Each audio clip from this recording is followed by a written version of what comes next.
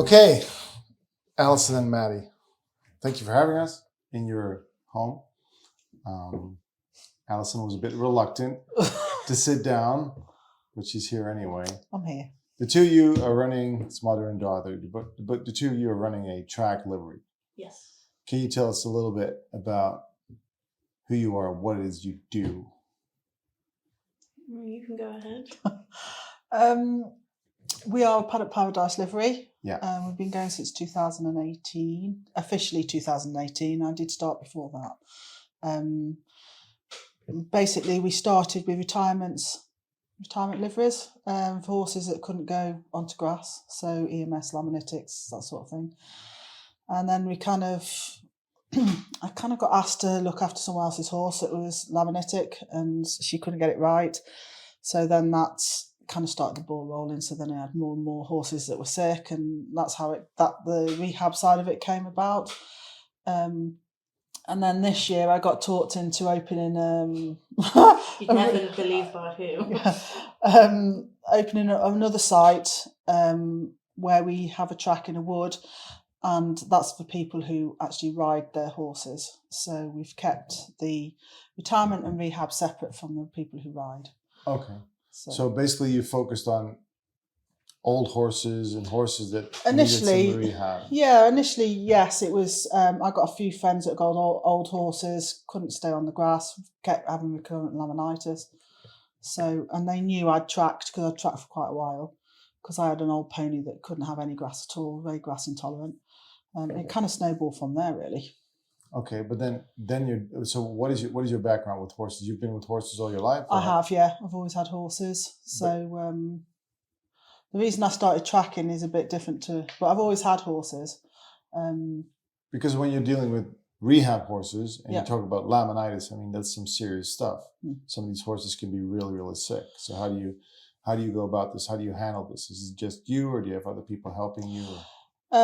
It is a family business, so obviously Madeline does all the websites, Facebook, she writes all the blogs, she does emails, phone calls.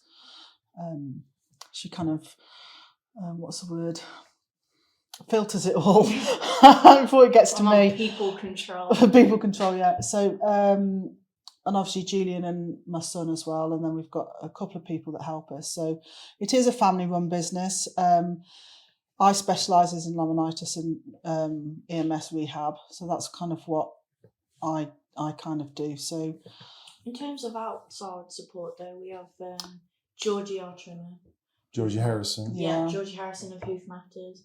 And we also work closely with Sue Dawson of Com Healthy Horses as well. Mm-hmm. Yeah. We've got some real good a chiropractor on board and some body workers as well. So there's kind of a team of us, but they're all very on board with what we do. So they're all very track. And have you had horses?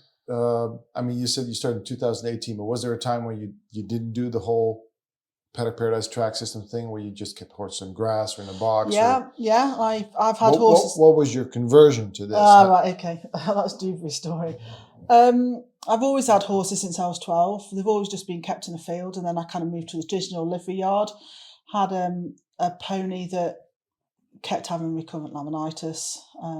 Did the box rest. Eventually had him put down for various reasons. And it wasn't until we got Madeline's first pony, Dewberry, that she was a rescue pony. And she kept getting recurrent laminitis, and no matter what I did, it just didn't seem to... Yeah. So her last bout, she was in for 5 months, and we'd had the shoes, we'd had the box rest, we'd had the deep litter, we'd had the deep, the bedding, and then we'd had the weighed hay, and then reduced hay, and then we'd, all the everything. And she was still on painkillers, but she was actually really depressed, and she used to stand with her head up the corner, just resting in the corner. She lost the will to live, kind of thing, really. So my vet, who's a really good friend still, said, you're going to have to put her down because we can't do anything else. And I went, no, I'm not going to put her down, because this pony has been through so much already before she got to me. So I'm going to try and give her a chance to pain-free life. I've got to try and do something. When was this? Now this was 2009, 2010. Something like that, yeah, around about there. I was about 8 or 9 at the time. I think you were a bit younger than that, actually. Anyway, it's irrelevant. So I did loads of research on Google, because Google's fabulous, isn't it? And I found your organisation, and I went over to Your Horse Live. I don't know if you know that. It's kind of just a big show over here that hosts loads of horse shows, it's kind of a stalls, yeah. stuff like that. Anyway, Angela was there, Angela Corner. Angela Corner, Yeah. yes. So I went over there, took my friend, 2-hour trek over there, and I spent all afternoon with her. And everything I came up with, but as you do, she had an answer for. And I went home and with an A4 list of things I had to do. And she says, I'm coming in 3 days. So I went, okay, but in the meantime, I want you to do this, this and this. So I went home next day, I set it all up. She came out 3 days later and took her shoes off. I'd already turned her on to this little mini kind of track I'd done. And within 3 weeks, a different pony. So she was off all painkillers. She was back out. She was walking around, shooting. And we just went from there. And that's snowballed it, really. So the vet that actually recommended we put down came to us a couple of years later after we moved to where we are now. And he asked us to rehab his daughter's pony. Really? Who had been on box rest for over a year. Yeah, 18 months, yeah. Yeah, and we got her back to full health. So, but you're still in touch with that veterinarian, right? Yeah. So has it influenced his work as a vet in any way, or is he struggling? He will never advocate us because it goes against his peers, but he never questions what we do. So he knows why we do it and what we do. He's retired now, but yeah, he'd never go out there and stand up and go, this is what to do. Well, it's difficult for them because basically they're academia, and academia follows academic science, not something that comes from underneath like us, right? It's difficult. Yeah, and I don't think they learn as much as they should do about it. They, as a vet, I suppose they've got to learn a lot of things in quite a short amount of time. And it's a bit like driving test, isn't it? You pass your test, you learn to drive. That's what I always said to the kids, we teach you to pass your driving test, but actually learning to drive is once you start driving. I think it's a bit like a vet. That's when you start learning, when you see other people's horses. From experience, yeah. And I just don't think they have that starting point. So it makes it very difficult. Yeah, they come from an entirely different world, so to speak. And like I said, they're academics, so they're trained by academics, and before an academic changes his or her way, that means it has to come through their own society or community. It's got to filter down, hasn't it? But they've got to have, it's almost like they've got to have proof, and then that filters down to kind of before they believe it. But they can't just take someone's word for it. They have to have it written down, don't they, really?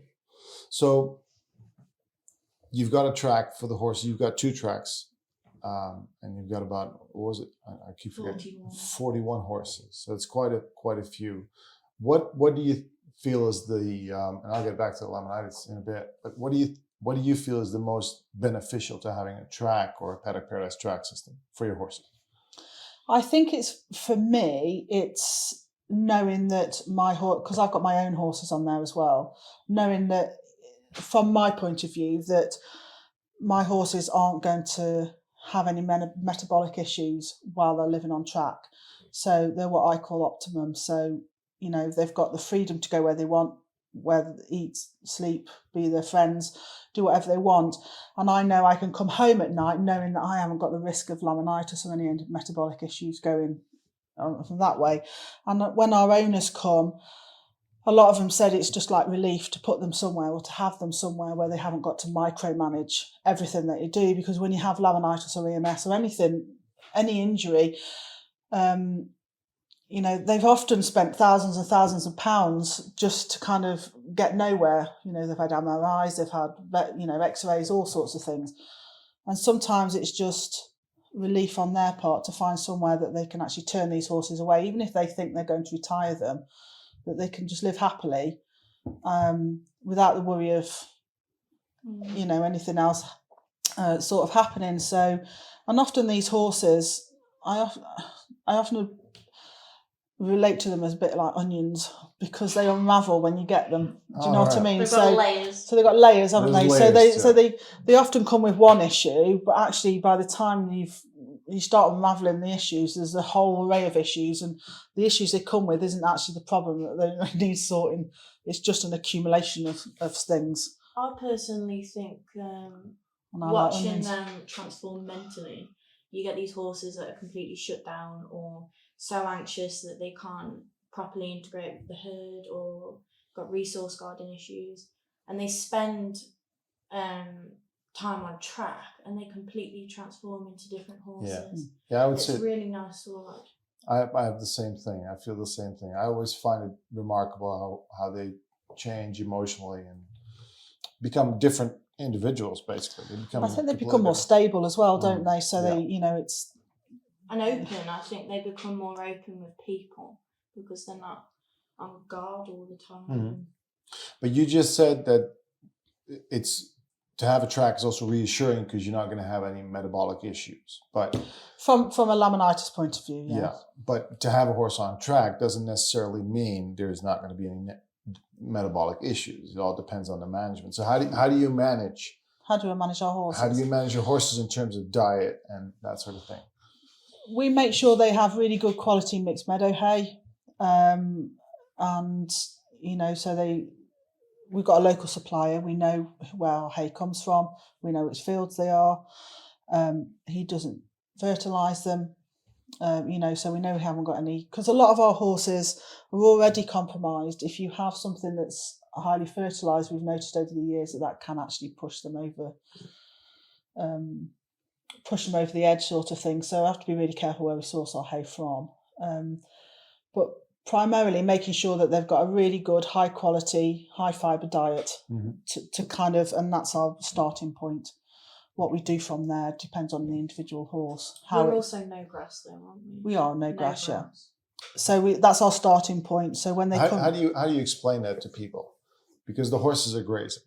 Okay. So how do you, and then they come to you, my horse has laminitis and I don't know what to do. I've tried everything. I spent 5,000, 10,000 pounds, whatever.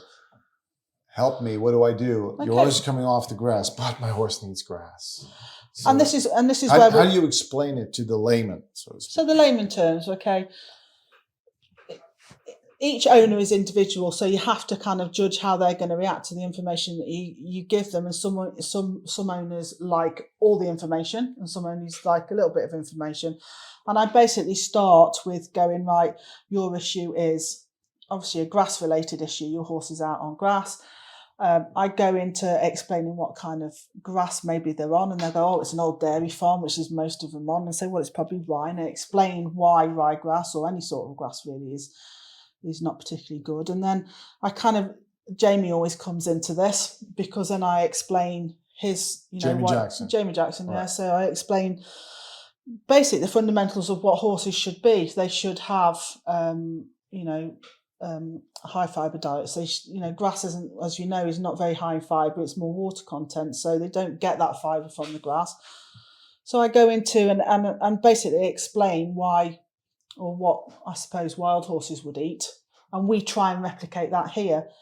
It's a bit difficult in England because it rains more times than it does in Great Basin or in California or whatever, but we try and replicate that, and I explain to them step by step what we're doing, how we're going to do it, and what effect it's going to have on their horse. And a lot of these horses that come from a grass diet almost kind of detox when they come to us. So we have horses that, like ours on stalks, or they're laminitic, or you can't touch them, their head shaking, they've got sunburn, they've got mud fever, whatever problems they come with, and then I explain to the owner that they have to detox off this. So then we find that the horses go up and then they come really down, and then they kind of stable out, and then that, by the time they get to about 6 to 8 weeks, that gives me a really good kind of view of how these horses actually are off the grass. So it gives me a starting point onto how I rehab the horses or how I retire them. But the actual going from like grass to hay, you didn't mention this, but she normally compares the type of grasses we think wild horses eat. So lacking in nutrients, really stalky. We've got the same brown to the ground. The nutritional profile of grass in the UK is completely different. It's high in potassium, high in water, high in sugar, and a bunch of other things. So you normally explain it that although the hay is in sections, it's not growing out the ground like it would in the wild. It's more alike than the grasses. It's more what? More like the grasses right. in the wild than our grasses. And then you normally talk about placing hay nets encourages the movement like it would, trying to mimic the best we can in the wild as well. I didn't get to that bit. No, I just don't. No, it's fine. It's a good point that you make every time. Yeah, it's those things are important, but you also have to realize that even if you have the same grass species here as you would in the US or wherever you feel is a natural environment for the horse. I mean, the US is a big country. Like there's specific areas where we would consider to be an adaptive environment for the horse. But it's not just the grasses, it's also the soil, because when you look at the soil in the Great Basin, it's highly alkaline. It's full of sodium and salt and calcium, and it's uncomparable to what we have here in the UK or in the Netherlands. So, and if you look at how plants grow and how they respond to levels of pH, levels of acidity, it's very difficult to compare in any ways. And plus, there's very little data, if any, that is conclusive on what these horses eat. We know they're grazers. We know they eat shrubs and bushes and all that, but which, when, why, how many, nobody knows. We don't know what the content of the grass is. We don't know what the levels of sugar or whatever are. It's very dubious. All what we do know is that you see horses respond to something that in appearance is more similar to what horses eat in the wild. And, laminitis is a huge example of that, where you see horses recover just by changing that type of food and chucking out all the muck that people are also feeding to the horses. And this is another thing when I talked to you earlier, you were talking about micronutrients or micros. And we have that in our, in the lessons that we've put online. I talk about the macros. Jamie Jackson speaks of the 4 pillars of natural horse care: diet, horsemanship, trimming, and the environment, or Paddock Paradise. And these are 4 big components, 4 macros that you can focus on. But what I notice with my clients is they're all obsessed with the micros. They're all looking at the supplements. So they've got a problem, and then this comes in and this comes in. And then you ask them about the hay and they say, oh, you just said that. I said, oh, I've got high quality hay. What does that mean, a high quality hay? Do you know when it was cut? Do you know how it's fertilized? So how would you further explain a high quality hay? Do you know when it was cut? Do you watch out for this? I do know when it's cut. Yeah, he does tend to cut it in between late June and late July. So that's, if we can. Obviously, weather depending this year has been a little bit difficult. So he's actually cut as being August rather than July because of the amount of rain we've had. So I do go into, I'm not scientific. Okay, so I'm not a nutritionist, but I kind of know the basics, so I will explain that to them. But I also a lot of these horses come to us with supplements for this, that, and the other. And I always say to them, how do you know which one's working? You feed them this, and you feed them this much, this hard feed. Why are you feeding them that? And why are you feeding them these supplements that actually you don't know what work? So when they do come to me and I do strip them down to a hay diet, that's when often I find that they don't need all these supplements. Plus, what do you... And how do they know that they need them in the first place without doing tests on these horses or blood tests? How do they know that they're deficient in this, that, and the other? And it's...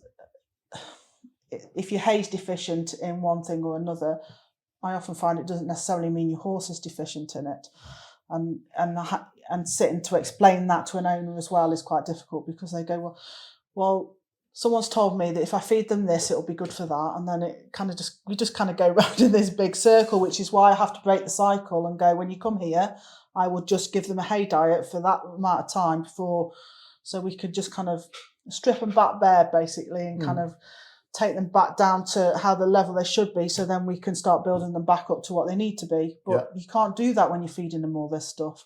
No, plus, like you said, at some point you don't know which is doing what. Exactly. If you've got 3 types of hay, you've got 3 types of supplements. You don't know what's in the supplements, because usually when you ask them what's in them, they've never looked at the bag. No. So, or they don't understand what's on the bag, which is another thing, isn't it? Well, yeah, it is. You've got all these ingredients, and I have to go and ask Sue because I'm not a scientist, and I'll hands up, I admit that. And half these ingredients, and I'll go, what's that do? And she'll go, what's this? And I'll go, that's fine. Isn't that something that people say? If your grandmother or great grandmother doesn't understand what's on the food bag, then don't buy it, because it's probably not right. Yes. Same with horses. If you don't understand what's on it, don't buy it. If you don't know when it was cut, the hay, don't buy it. Yeah.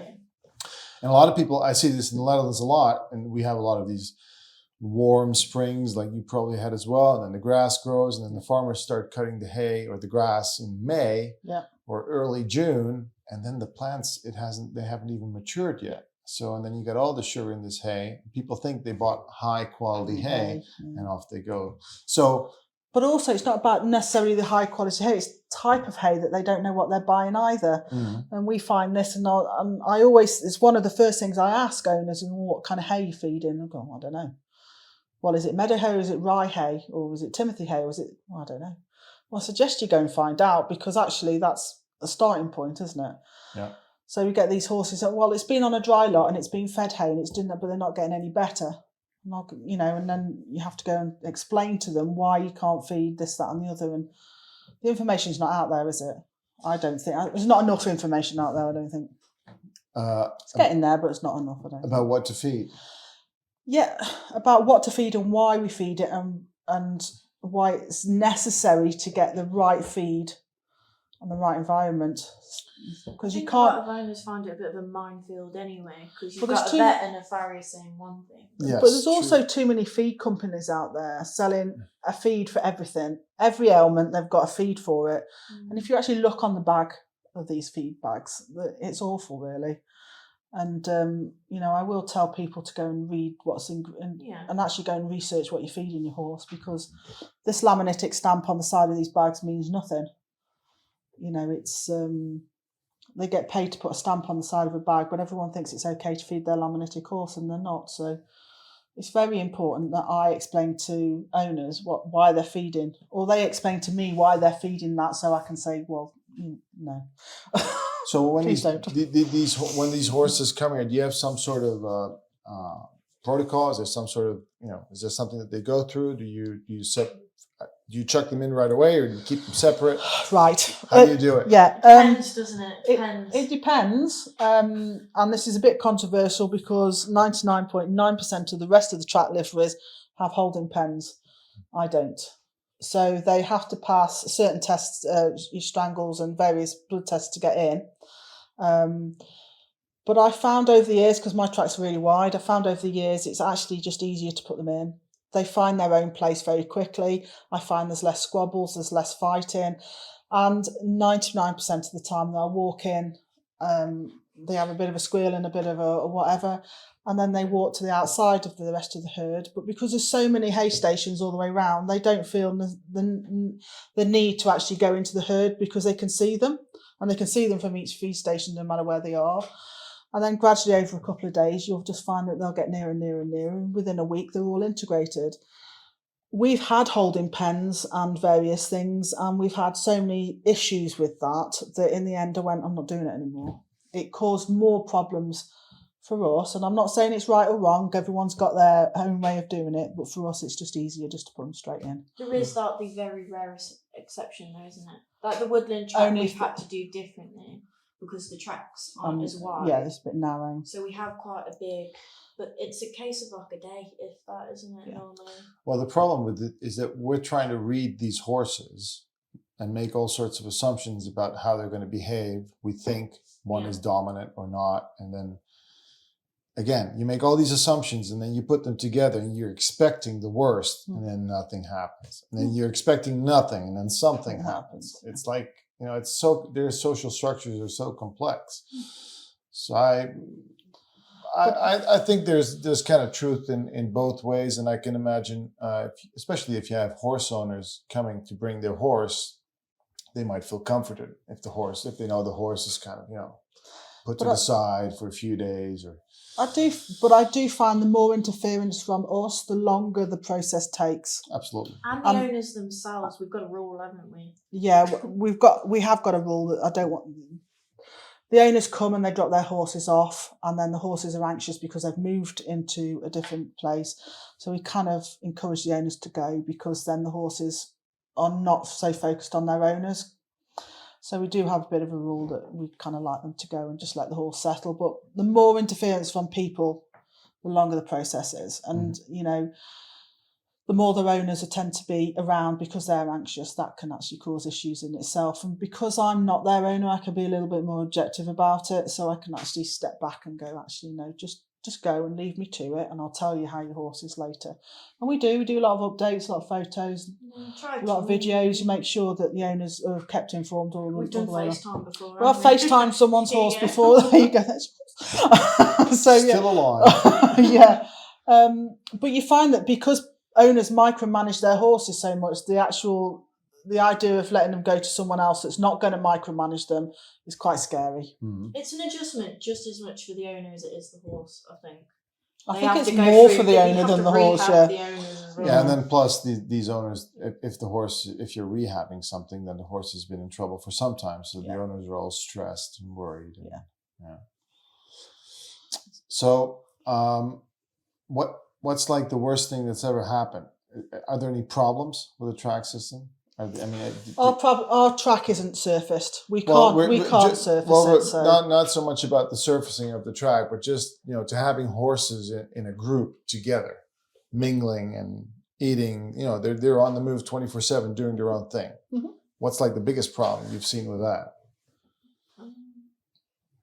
The horses fight to the death, or do they? Oh yeah. We've got a pile. We've got a pile. Yeah. So once they're done scrapping, we just add them to the pile. Yeah. That is a joke. Please don't. So nothing happens really. No, it's very. They have the odd fart, don't they? Where someone comes out with a bit of a scratch and a kick. It is very, very uneventful. They just get on. If you leave them to it, they make their own social groups. They make their own friends. They can go and eat where they want, sleep where they want, go for a drink when they want. They become horses because they start thinking. A lot of these horses that come to us have had their choices taken away. So they're in a box and their owners have fed them, watered them, and been with them at certain times of the day. And you take those choices away from that horse. So when they come to us, sometimes it takes quite a while for them to adapt into a track or into a herd, because they're kind of looking as if to say, well, what do I do now? Because you have actually taken that choice away and they've stopped becoming horses. They've stopped thinking. And what you want them to do is think like a horse, don't you? Behave like a horse. And if you leave them alone to actually... So no, we don't get any problems because we've actually stepped back from them and gone, there's your herd, there's your friends, off you go. Go and sort it out. Right. And we don't have problems because we just leave them to it. The more we, as I say before, the more we interfere, the worse things are. So I'm not sure how it's a bit difficult to figure out how popular the track systems are. You see a lot of them popping up. There's a lot of people doing it either professionally or privately, but there's also still a lot of resistance from a lot of people to track systems because they think it's unsafe for all various reasons. What do you think is the main reason for the resistance to have a horse? Mud. I think it's the mud. It probably is, but is that the assumption that people have, that when you have a track system, horses are always in the mud? Yeah, and I think people automatically assume that if you have got a track that's unsurfaced and it does get muddy, that the horses are automatically going to be miserable because they're not tucked away in a stable on dry field. And although it's important to have hard standing and dry areas for them to choose, it's not the end of the world if your track's muddy. But there's this massive, you see it all the time on the Facebook groups, and it's this massive deal that tracks get muddy and the horse might drown. Yeah. So I think that's the biggest. what I hear the most, and that's like the messages we get asking for advice normally centered around, "Oh, I can't surface, so what do I do?" But it's also, I find they're resistant to the change of life because it's not convenient. And I often have this conversation with Georgie actually about things that horse owners do, things that are actually convenient for them. So the horse is kept in a livery 10 minutes down the road because it's convenient for them. Their friends are there and they can pay someone or they could do this. But actually that environment's very toxic for that horse.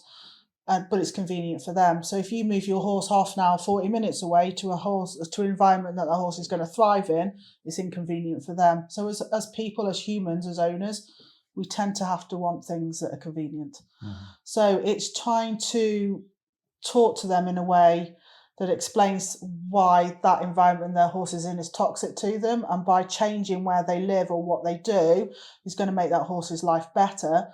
But it's also going to make the owner's lives better, because then they're not going to be micromanaging a sick horse. But so sometimes that's a kind of a stumbling block as well. They're very resistant to change because it's inconvenient. Yeah. And I just thought of the expense of it as well. People, grass is free, right? It just grows. It just grows and it's there.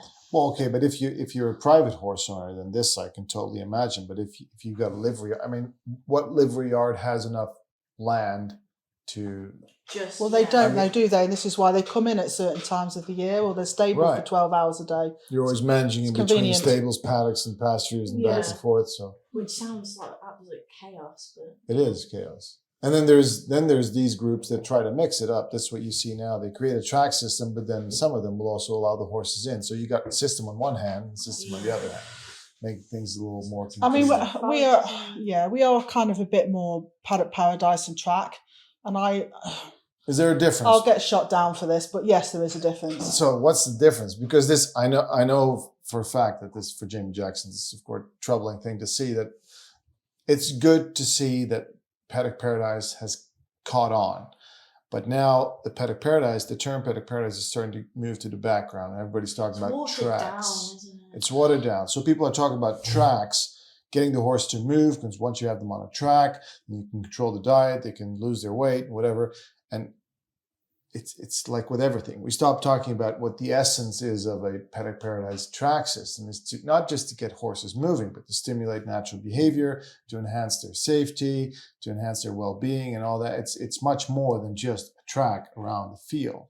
But do you feel that, I mean, you're in the UK. In the UK, is there a divide there? Yes. Yeah? Yeah. And to me there is, and I say I'll probably get shot down in flames for this. But yes, there is. At least you got a way to go. But do you know what? I'm not doing this for anyone's approval. I know that my tracks work, and I'm happy with how they work. If I was a millionaire, yes, I'd surface them. But at the end of the day, I'm here to do what I do, and how we do it works for us. So I'm not here for anyone's approval. So that's fine. But I just think that track liveries, you've got anything from equicental to a grass track to a non-grass track, haven't you? And I think it gets the Paddock Paradise purists, as we will call, so I'd like to think that we kind of are a Paddock Paradise, as in we try really hard to kind of stick to that model. But when you've got tracks that are equicentral or grass tracks and things like that, I think they've got to be separate, because they're not. Yes, they work to a certain extent, but they don't work fully. And I think it goes off the original principles, really, doesn't it? We stick to them as closely as possible. And we can't get it right in England all the time because of the weather and the soil, and England is completely different to California and all the wild horses. As you said before, everything's different, isn't it? So we stick to it as close as we can. We don't always get it right. But we try and adapt to those things to try and adjust how we do things, so we try and stick to it as close as we can. And we're believers that no grass in the UK really is safe. Grass. So hence why we think non-grass is obviously best, but yeah. Well, I think it's you see the same with the trimming of hooves, that Well, let me explain it this way. When all this whole natural horse care thing started, there was the farriers on one end. And then at some point, along comes this Jamie Jackson with his natural hoof care thing on the other end. So that's like decades ago. So he's an anomaly. They've always been there. And then something new happens, and there's other people coming in, and they try to do what he does, or some of it. They agree with it, or they don't. Well, anyway, you're 20 years later, you see that in between these two groups, there's an array of different people doing different things. So the barefoot community is now it's a bundle of people doing as long as there's no shoe on, then it's barefoot. But what does it mean? I've said this before. It's a generic term. And you kind of see the same thing happening with, it seems like with Paddock Paradise Track system. And you've got Paddock Paradise, and then there's people then you had the traditionals, and then there's something coming in between, which is fine. There's always something in between. We can't all think alike. But it's a bit of a shame that, you lose the principles and the philosophies, that one thing that we know really works, out of convenience, really. Yeah. Because that's what it's all about, because we try to make things as easy as possible for ourselves. So, maybe my horse can do 2 hours in the grass, and my horse can do with a glue-on shoe. There's this weird idea as well that older horses, or horses that struggle to maintain weight, can't just be on track. So a lot of these epicentral places or grass tracks, they've got the retired horses, the thoroughbreds as well, because they can't keep weight on. But we found that even we've got two thoroughbreds on ours that are actually winter better than some of our other ones. Rugs, and I think that's a common misconception. As well. Can't put poor doers on track, so I need to turn my horse onto grass for a few hours a day just to make sure that they're okay. When in fact, what they're doing is they're putting in 2 types of feed. Yeah. And the microbiome of the horse struggles to adapt, because on one hand, it's getting what it needs, feeding the natural bacteria, and then something else comes in that kills the natural bacteria. So they go back and forth, and nothing really happens. But you often find that older horses need more fibre as well. So it's really important that their diet is a high fibre diet, to keep their guts going, because they slow down as they get older. So putting them onto grass is more... You need the movement from the track as well to keep their digestive system going. Yes, for sure. That's why I just said it all goes hand in hand. It's not just about the hoof. It's not just about the diet. It's all these things. It's everything. And environment is a huge factor. You see that with everything. It is, but if you don't get all of them right, then you don't get your horse optimum, do you? You're always going to be, if you've not got everything in place, you're always going to struggle with something. There's always going to be something niggling in the background. That's how we get some of these horses, don't they? And they've tried to put everything in place, but they're just not quite right. But sometimes it's really subtle, like skin issues as well, or allergies. And you take away the trigger, for example, grass, and they no longer have to depend on like inhalers or sweet itch is a really common one, isn't it? That we find, sunburn, even stuff like that. You make sure that the diet's optimum, and all of a sudden you don't need all these extra creams and sprays and stuff. Mm-hmm. So would you say that the majority of horses responds really well, really quick, but then there's a minority that really needs to have everything like perfect for them to really... Amrak's a good example. He is, I find that every horse will improve to a certain way. So once you get everything in place and they've been on track, so say 6 months, they often plateau at 6 months. We often find this. And then you have to kind of tweak or find out what actually is going on with the horse. And this is why I go back to the unravelling of them, because we often find when we get to the 6 months mark that they need a chiropractor, or they need body work, or this is wrong and that's wrong. And that's actually added to the issues that they've already got. So I forgot what you asked. Well, in my experience, when you have a reasonable track system, it's very difficult to get everything perfect, like you said. Of course it is. But there are some individuals that it's like they almost need things to be perfect because they're so sensitive, or they have so many. They've had so many issues, then everything is like Bamrock's an actual perfect example. I think I spoke to you about him the other day, and actually he moved herds because he was in one herd and he got to a point where he wasn't making any progress, and his anxiety and his stress levels were actually causing physical issues. So we moved him from that herd into another herd with a friend he'd made, and that gave him another boost. So he was happier in that herd, which made his mental health better, which made his physical issues a lot better. And then we had to kind of tweak his diet a little bit. But he lost a lot of weight because he was stressing so much. And he actually became really poor and we documented his through the page, because I was trying to explain to people that not everything is straightforward, and I want people to know that these horses' journeys can go wrong as well. So not only do we document like Barney's case, who was really very straightforward over a 12-month period, but had dramatic changes in his physical and mental well-being, but Bamrock's, who was all right here for a while and then plummeted, and he lost a lot of weight, and things go wrong and things happen to these horses that, because they're so compromised for so long, it's not straightforward. So you have to step back as a caregiver and go, right, now what do I need to do? That isn't working. What do I need to do? And I had to step back a couple of times and go, and how can I help this horse, get over these issues that he'd got?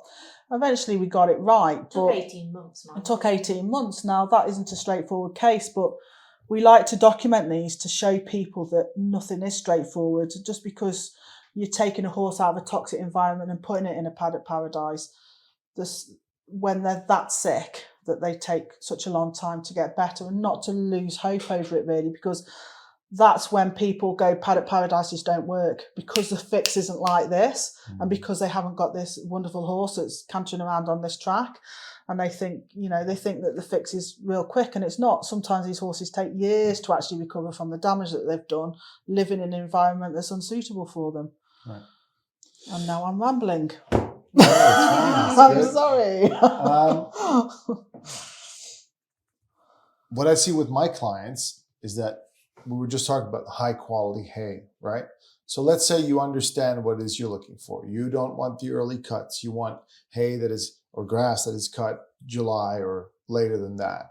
You don't want the chemical fertilizers. You don't want the slurry. You don't want the ryegrass. You don't want too many legumes. You don't want all those things in the grass. You want something that is like ancient grasses, old stuff that's fully matured.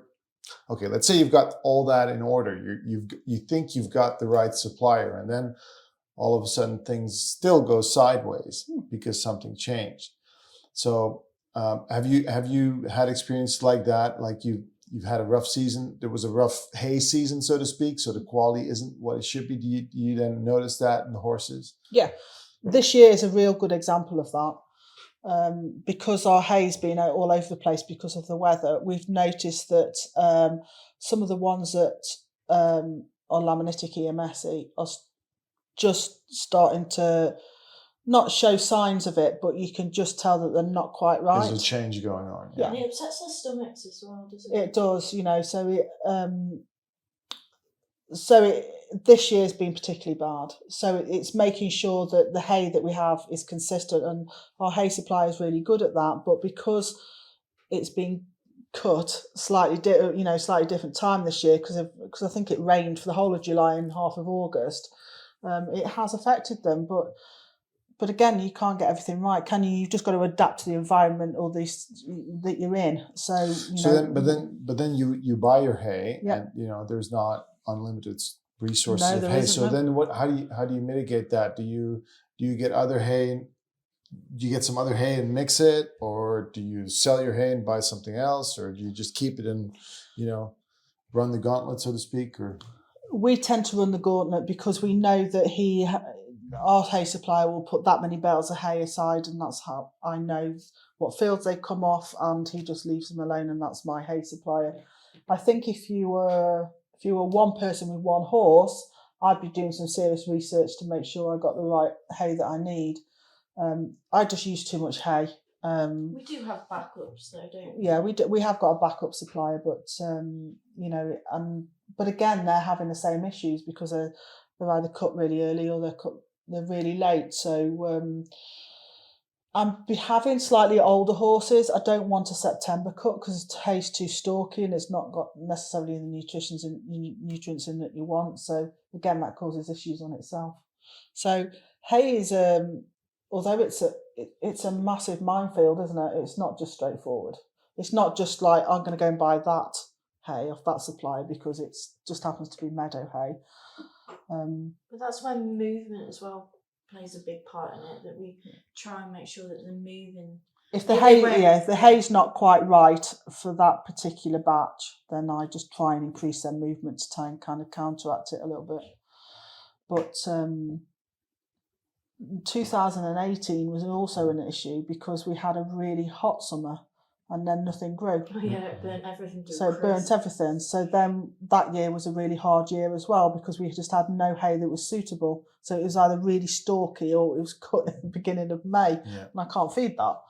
So that was a real issue as well. So weather dependent in the UK is really difficult. Yeah.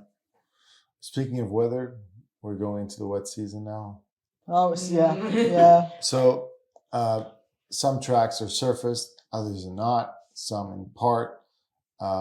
You're telling me that to surface your tracks either completely or in part is difficult here. Can you explain what it is that you have, what you don't have, and why? Okay. The main site that we have is over 18 acres, so there's 2 tracks on there now. There used to be 3, but now there's 2. But it's in a conservation area, so we're not allowed to put any surface down. And we have what we call artesian springs that just kind of randomly come up in the middle of nowhere. But we do have hard standing areas. So I can't put anything permanent down because we're not allowed. So we've got like patio slabs, mud control mats, and things like that. So I've got or trailers. We've got a lot of trailers that we put hay on.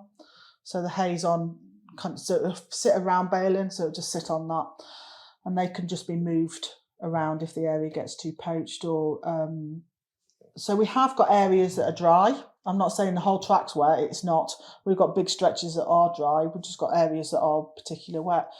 We have backup tracks. We have backup tracks as well, but the horses tend to pick their routes anyway, so if you give them enough space, they will make their own way round wherever they want to go. So the woodland track that's new, we will surface. We're looking at alternatives at the moment, something that's not quite as permanent, so if we don't stay, we can leave it and take it back to how it was. So yeah, it's not everybody lives in one can't afford it. Julian's got cancer, we're never going to get a loan to pay for that. So no one's ever going to give you money when you've got cancer, have you? So that's going to be a bit difficult. So and to be honest, this is going to again probably cause a few issues. I like my track unsurfaced. I've got areas that I know are dry. I know that the hay's in places where it's not going to get trodden in, but I also know the horses are okay in it. I don't have any issues with it. It's not dangerous. My tracks are 20, 30 metres wide. So I know that there's no issue with it. So, and I know it's not everyone's cup of tea. Everyone, there's a lot of surface tracks out there, and that's great because we need that. As a nation of horsey people, we need something for everyone. Everybody's got to have some. Some people like us, and some people like surface tracks, and that's absolutely fine. We need that. We need the variety out there. Okay, so but you do agree that technically you'd want to have things surfaced, or do you actually? I would like to have parts of it surfaced. I wouldn't want to have it all surfaced. I would like. But that's more so for the how that affects the hooves, rather than as opposed to not having mud or wet areas. How what affects the hooves how? So if we're just on sandy soil type at the moment. But if you start incorporating different surfaces into your track, then it only improves hoof health in general. Mm-hmm. They start to wear down their feet better, it encourages new growth. There's loads of benefits to it, but it would be more so for that reason, an improvement in their hoof health, as opposed to the mud that we like areas of the track surface. Well, I'm saying because the horse, when you look at the natural environment of the horse, it's very dry. Mm-hmm. And the hoof is made out of horn. Yep. It's just a bundle of hair. It's been put together by protein. You take a hoof, you put it in water. It starts a dead hoof. It starts to disintegrate. Falls apart. So from that perspective alone, the hoof should not be in the wet all the time. Mm-hmm. I also see that when there's too much mud, that horses can really struggle to stay on their feet, and then they start to use. Our mud isn't this. No, I'm not saying. I'm just in generally speaking that. No one wants their horse stood in mud up to their knees, do they? No. We wouldn't want. It's hard work for us. Never mind some, them. And you wouldn't want them living in it. I get that. We really do. And my horses aren't standing in mud all the time. They have to maybe walk through it to get to one feed station to the water, but they're not standing in mud. Mm. We don't see a negative over winter, do we really? No. The mud that has on the feet, we don't see. Well, then that means that you don't have enough mud. Because if there's really just mud, then you'll have issues. Maybe not in the feet, actually, because when the diet's right, these feet can handle the mud really well. All this talk about thrush from mud, it's absolute nonsense. But from that respect, it shouldn't be a problem. But what I kind of was getting at, that some people, they start a track system, and I've had experience that with myself with clients, is that they have this idea about having a track, and they start really enthusiastically, and they have this plot of land, and they put the horses on it, and then 6 months later, they're knee deep in mud. So I do think people need to make a plan before they start creating this and think it through what it is they're going to do. And a lot of people go like, well, let's see what the land does for us here. But there's a lot of information that you can find on the land, because if you know that there's clay, there's going to be problems, right? But surely you, as somebody who plans tracks, would probably say the same as I do. Someone comes to me, I'll go, well, you need to know what your land does. You need to know where your wet areas are, where your dry areas are, before you even think about putting anything up, because if you've got a wet area, you're not going to want to use it, are you? Not just True. that, but where the horses like to hang out. But that's another thing, isn't it? Where access. We think that they're going to want to hang out and think, that's a really great area down there. They go, no, I ain't standing down there. And they don't use it, do they? We've had people get in touch with us, and they've spent thousands of pounds on a track, and it's fully surfaced and it looks beautiful, but the horses won't even go to certain parts of the track. It doesn't matter how much hay you put out there or what you do, they just don't like it. And we found the one client of ours that we were helping with a track consult, it was because it was on top of a hill and it was so windy up there, the horses didn't like it, so they moved it, didn't they? And the track got fully used again, but that had a knock-on effect to how much they moved, and obviously their bodies and their feet. So I think, I don't know, I think it takes a bit of experience to figure out how things will pan out, how they will work. But what I also see is that people, they set up a fence and start a track to feel out what the horse in the land is giving them, which can work, but I think there's some downsides to it as well, because you might end up spending more money in the long run, because you're trying a little bit here, you're trying a little bit there. So my thought process is to have a good look at the land in general. Just where is the water going right now? Because there's a lot you can see on the land, right? And then where's the water going? Where's all the green stuff? Where are the trees? Where's the shade? Where's this?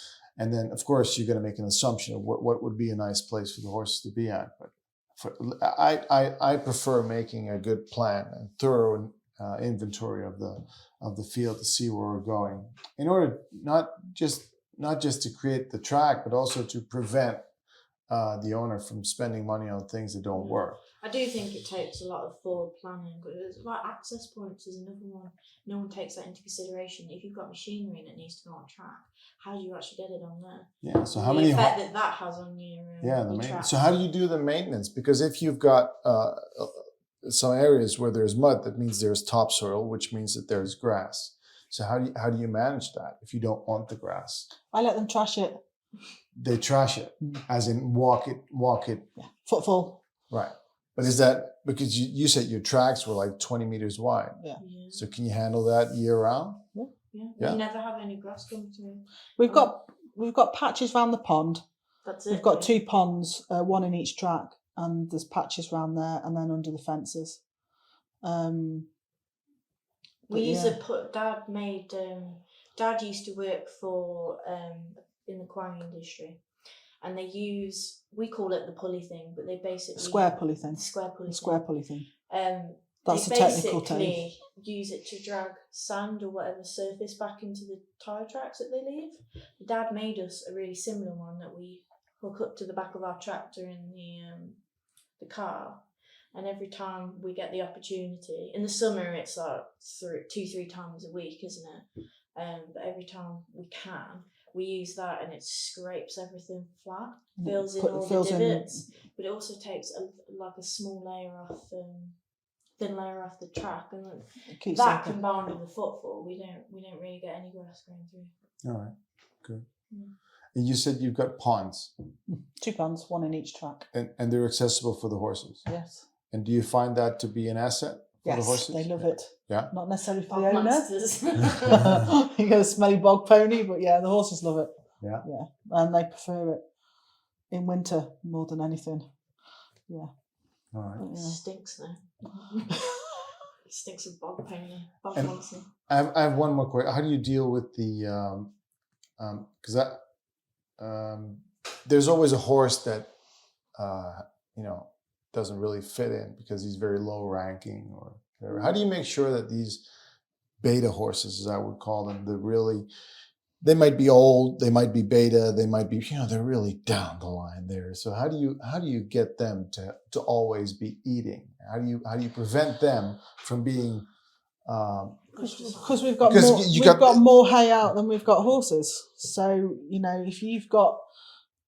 if I've got 15 horses on one track, I've got more hay than those horses can possibly eat. Mm-hmm. So even if they split off into their groups, there's always hay somewhere. There's always hay for the ones that haven't got it.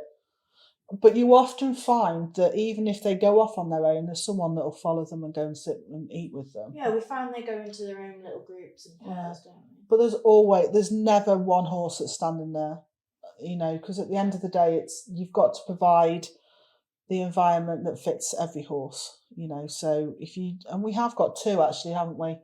That will go off on their own and just want to eat on their own. But you just make sure that there's more hay out than there is horses. Right. Okay. So, you have a question? Stable. Oh yeah. So that's a good question. How do you? So people come in, they want to board your horse here. Mm-hmm. I always tell my clients, you got to have rules because if you don't, they're going to take over. No offense, but that's how it works, right? Yeah. So how do you deal with deliveries? They come to your yard. I'm boss, and they do what I say. I'm joking, people. No, actually, that is right. It is right.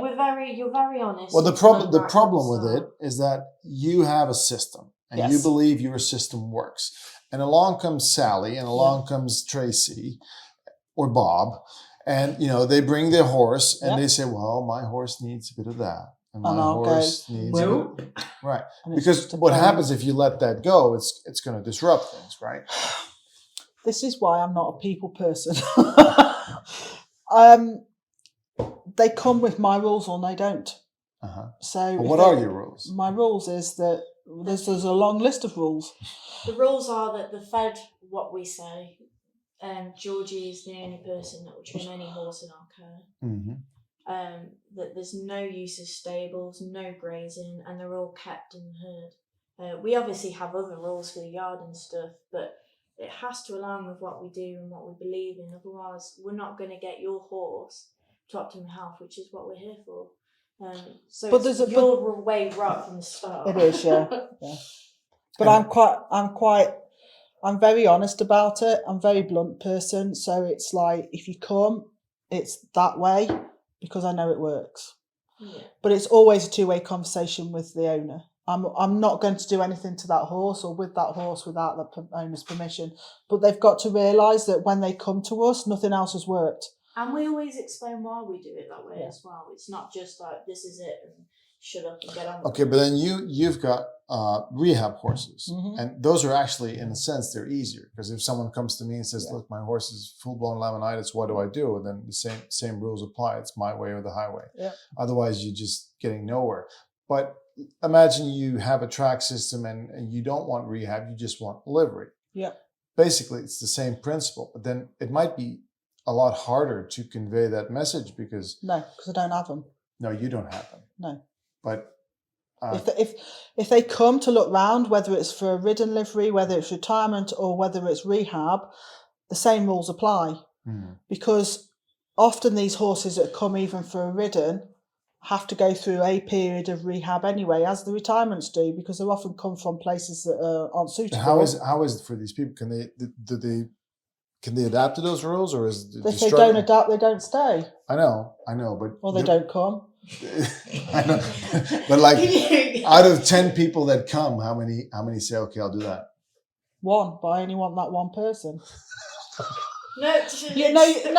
You've got seriously. So you've got 10 people applying for livery for one space. Yeah, they go through a process, right? They have to fill out a form. They have to, and before they even meet me. And if I show them around and they don't get what we do and they are not on board with what we do, then they don't get a space. It doesn't stop there, though. We recommend certain things. We go, look, we're not suitable. Are you trying to smooth my edges over, Madeline? We're not suitable. Try this track livery nearby. We don't just go see you, but they've got to fit with what we do, and they've got to believe in it. And at the end of the day, I understand that, but I'm just curious how the majority of the people respond to your explanation. You can tell off the emails, the phone calls, the interest forms, what that person's like. But you often, when you meet them, you often get a vibe for what they're going to be. If they want to make a difference to their horses' lives, they'll come with an attitude to change their horses' lives. If they haven't got the right attitude, they're not the right fit, they can go and find somewhere else. There's lots of track liveries that will be more suitable to them. But I don't want to fill my liveries with people that are going to question what I do. Maybe that's wrong, I don't know. Maybe that's... I don't think so, because... I think it's very old-fashioned, actually. It's the way traditional livery yards used to run things. This is how we do it. You know, I've had yards where I'd come to trim, and I'd do 2 trims, and then someone tells me, you can no longer come, because the farrier complained that I was there. They don't want the hassle. It's basically the same thing. It works. It worked in a different direction, but it's basically. So I think it's very good. It is, but you can't have someone coming in and go, I want to feed my horse this, and do it this, and this, and then they're complaining that their horse isn't getting any better, or they're complaining the horse is this, that, and the other.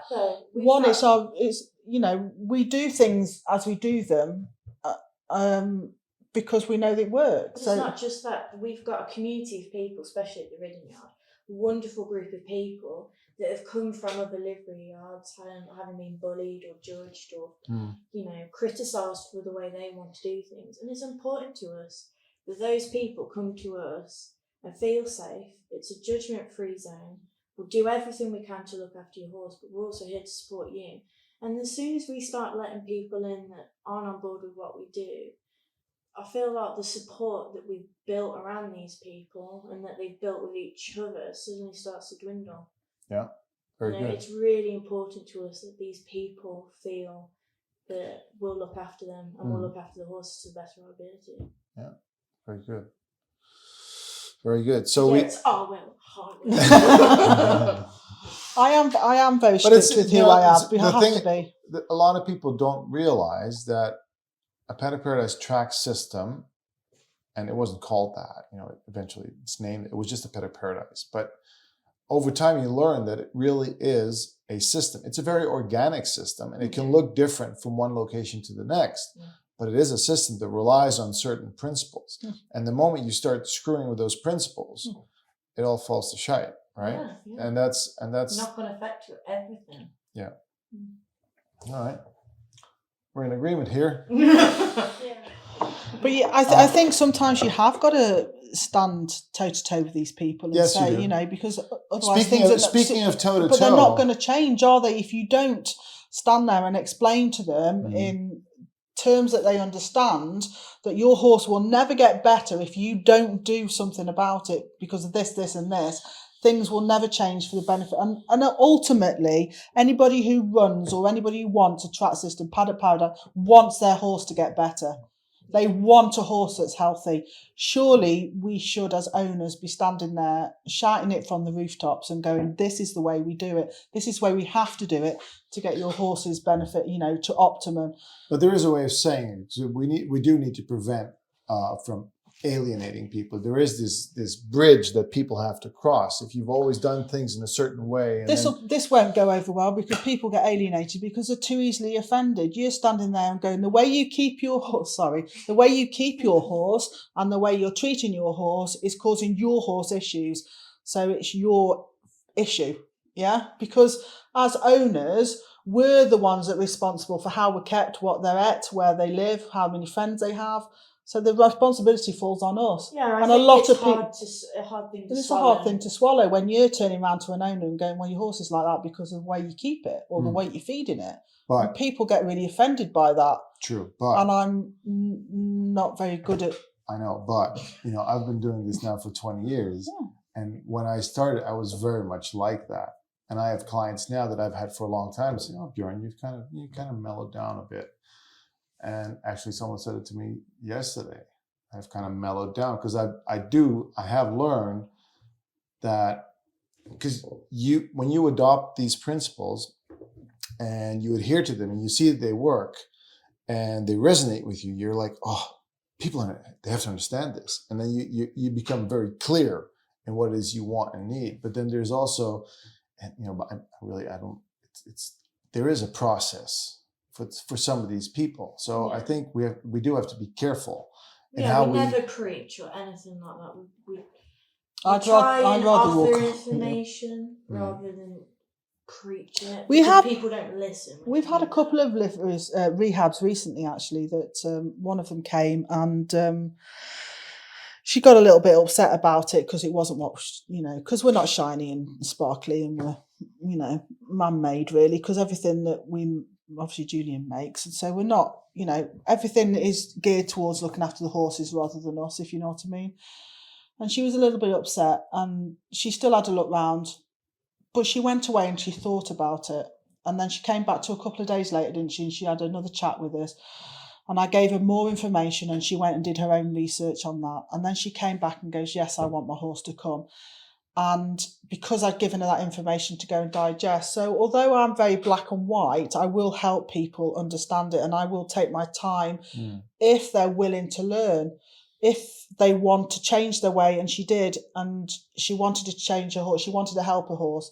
And I will give as much time and as much information as that person wants because she's willing to change. It's the ones that will stand toe to toe with you and go, but all the time, you know, I have to walk away from because they're the people that you're never going to get through to. No, you don't want to persuade them. They have to make the choice themselves. So when someone comes back 2-3 times, that's a very good thing. It means they're actually thinking it through. But they've gone away and processed what you've said. Yeah. And they've gone and done a little bit of research because you've given them the names or whatever, and they've gone, actually, I've read this. Can you explain that? And it evolves and it unravels from there, which is a good thing. Yeah, they don't even have to be liveries. We get phone calls, emails, messages, and you just do whatever it takes to support them, don't you? And if that's the route they want to go down, if they realise that things need to change and they're willing to do it, then we're always here for people, and we'll offer them resources and give them numbers, and we've been on the phone for hours to people that aren't there for livery, they just want help, and it's making the decision to do something about their situation, but you can't force that. They have to decide to do that for themselves. Yeah. So that's business to client. So what about business to business? Because there's more track liveries in the UK. Mm-hmm. Is there any community going on? That's the doorbell going on. Is there any community going on? Is there any alignment with one another? We're friends with quite a few. We get on with quite a few. Lauren at Graveney Equine. We've got We get on really well with Leanne and Larry over at Horsehaven. But are there big differences between? Maybe you were talking earlier. There's different crossover systems, but so Lauren is an ANHCP. She's a barefoot trimmer, and she obviously believes in tracks. But as far as I'm aware, no, she doesn't she's agree. not from the same kind of organisation. But if you're not the same, then do you find that it's difficult for track owners to get along? Is there a lot of judgment? Yes. There is a lot of, There's a lot of competition to be who wants to be the best. Competition, that's a good word, yeah. See, and we stay out of it because I'm not interested in that. I don't care what anybody else does. I've got my track and we do what we do and that suits us. I'm not screaming from the rooftops because. But in terms of improving the lives of horses, it would be very beneficial if all these track livery owners would. But people are people, and humans are not like that. Mm. The thing is, it doesn't matter. You have to put your personal feelings aside, whether you run the same or whatever. If that person has the horse's best interest, it doesn't matter. And you can, it shouldn't matter, but unfortunately it does matter. I mean, we've got we're in contact with quite a few track liveries, and we actually, if we can't have them, we'll recommend other people, and we've recommended and passed on. I'm quite willing to do that, because there are certain things that we don't meet criteria for. People do want surface tracks, or they want this, or they want that. Or they want grazing or something. And we can't meet that, so we pass them on to people that we know that can do that, and that's what it should be about. But not everybody's like that. Human beings aren't like that. Just like livery yards in general, then. Even take out the Paddock Paradise thing. There's not how many livery yards are at each other's throats, and they've got a common interest of loving horses and stuff, but if it's people run, it's not going to go 100% according to plan. Well, I think like talks like this and the platform that we have, there's a lot of things that I feel, of course, the work of Jamie Jackson himself, I think there's a lot of things that are important to kind of keep putting it out there, what it is that we're doing, and try not to judge one another. And I mean, at the end of the day, we should all be on the same page. We all want, there's a common goal, isn't there? We all want horses that are healthy, fit and healthy, that are going to live a long life. But we need to find some common ground on what fit and healthy is. Yeah. And how we can get there. This is why I always say, if you cannot acknowledge that the biology of the horse is pivotal in how you take care of it, if you cannot think of the horse as a very independent species that has a very specific environment in which it can flourish, if you cannot adapt to that, then you can never adapt to a system like this. You'll always be, going back and forth. Yeah. So I think that's the basic. But we have a lot of the little track liveries that are just setting up. They come to us for support and advice, and it helps. All right, that's in good. That way that they're really eager to learn. I mean, we've had Lucy from, is she Falcon track livery? And there's Shannon, isn't there? And Shannon from Grace. I think I gave you those. Yeah, you sent me some details. Yeah, but both of them. And the one in Ireland, Meadow track livery, the one in Ireland, I think you'd be really interested in. She's a trimmer, is she not? Is she a trimmer? Yeah. I think if we're talking about the same one, I think she's a student of Jamie Jackson now. I'm not sure. She is Adita. Ah, okay. And they did the clinic there. There was that track livery, right? Yes. Okay. All right. Well, thank you so much for this talk. We are planning a clinic in your location, a natural horse and hoof care clinic. So if people are interested, if you can find people, or if people are listening to this and you're interested in attending, it's a 2-day clinic on your site. We'll be trimming hooves, but that aside, we'll be talking a lot about Paddock Paradise, about general care of the horse. There's an online course that we offer that is within that course, so you pay an amount of money for those 2 days, and you get access to an online personal dashboard where you can find all the basic information about natural horse care, and I think it will resonate it's just basically what we're talking about here, but then in more detail. So, yeah, that was it. Kind of. Are you guys hosting anything? Do you have any webinars coming up or stuff that you're doing? Or Oh yeah, we do. Yeah, I'm gonna plug it right now. yeah, plug it in right now. So our clinic is going to be when are we here? 28th, 29th. It's the The 28th and 29th of October. Okay, your clinics? We've not got any clinics, but we do a webinar series called Track Talk. And once a month we do pick a different subject and we talk about it. 5th of October we're doing. It's a bit early. It is resource guarding, but after that we're doing track systems in winter and also feeding golden oldies. What sort of diet that we recommend putting them on. But yeah, we do that once a month, and we're open to suggestions. All right. Is there anything else? So they find you on Facebook, or do you have the website, or where do they go? We have a website. We've got a and fabulous website, Madeline's Design. Well, Yeah, so it's yeah, all the information's on the website and Facebook. I try to do both as much as possible. What is the website? Oh God, now you're asking. Right, don't judge because I set it up like 6 years ago and I need to change the name. It's really long. It's only about 6 foot long. You're all right. All right, just Google PB track livery. PB livery, it'll come up. All right. Thank you so much for having us. No problem. Thank you very much. Yeah, thank you for having us as well. Thank you for listening to us. Thank you for tuning in, and that's it. Thank you very much. Thank you. All right. Thank you for listening, everyone. We hope you enjoyed this interview. Don't hesitate to like our channel and feel free to share this podcast. Keep it natural.